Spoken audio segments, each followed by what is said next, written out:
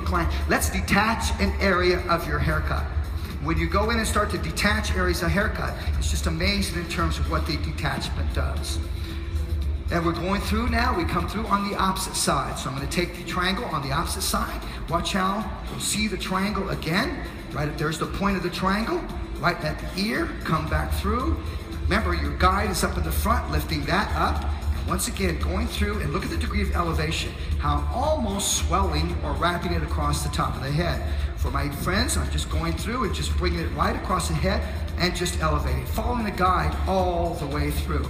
So I want this back area to have a little bit more weight to it, which is why I didn't take that nape area into it. Now I come through, let's adjust. Wherever I need to adjust length, let's just start to adjust that. Put a little bit more weight back into it, but just still keeping that edge like it's chewed. Let's go back now into the diamond. Now watch what's gonna happen.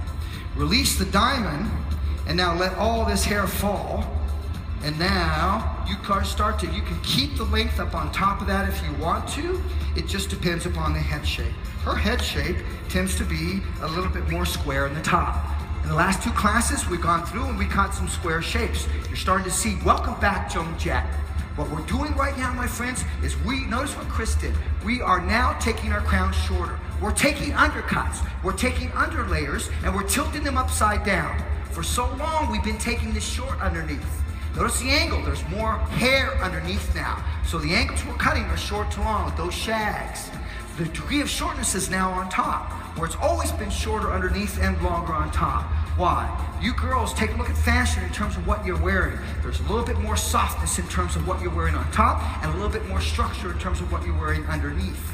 So the idea now, once I have my triangle, watch how I'll lift up this, everything cut below, watch how I'll lift up and up pops the diamond. So the there's your diamond. Now you determine, based upon the personality, how long this should be. We could go in and we could cut it square. We could go in, we could leave more length towards the back. So it's just a matter of where you want to maintain the length. We could come through and we can leave more length through the front area. I want this to lead into that front, so I'm going to go up. Now look at how I'm using a white comb, and I'm going to go through, pop some more weight and length in the back. Going to come through, just notch that through. So we just notch that through, just keeping it very, very, very soft. Notice I'm working with a longer shear this season, working with a longer shear so that I'm able to compress it.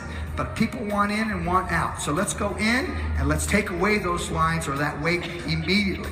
I was taught everything had to blend, my friends. Then I was told, Sam, you need to start to bust things up. I said, why? Because people are picking up round brushes. And because they're picking up round brushes, it's an opportunity now for understand how to point cut. You're going to get much more response rather than getting a precision line. Now watch, when we release that, we start to release that, and now look at the softness that we're getting on top of that. So you can start to see where Chris and I are going in terms of what we're thinking. Let's go through, just start to take a look. Okay, now I'm going to start to just adjust the length on that side. Real simple, guys, in terms of how you do this. But like Chris was saying, it's about the patterns that we are working with and how we're working with those patterns. Now I want that top area just to pop a little bit more. So let's go through and let's change our tool. Understanding the tools and how they work. Sam has given you a blending shear that's reversible. Now understanding how we're making the top shorter, you're exposing more layers on the top. So you need a tool that's going to protect you. It's about problems and solutions. Here's the problem. Blonde hair, sometimes when you take it this short on top, we get steps on top. So to eliminate those steps, we start point cutting, we start texturizing. Sam's created a shear for you that gives you the effect of a razor. Look at the teeth. When you go through, you look at the teeth, each one tooth is a little bit scalloped. This blade here is dull. That's very dull. The sharp blade is the teeth. So now when we push the blade and close it, it pushes the hair into the teeth. Now I get a scallop, a scallop, a scallop. And that's what gives you a softer edge. So watch how I can go in. And now I've given you a tool now that you can close and pull out, close and pull out. If you try to do that with a blending shear, it's virtually impossible to go in and pull that out. Now, let's start to take a look. And now I'm going to go in, you can start to tuck that. You can tuck that, or now watch. There's more length up on top now. I can just start to swing that if you want to. There's just so many things that you can go through and you can do with that. Let's go through in the back and that top, get a little bit more action in the top area. Now here we come through, right through, just getting that action.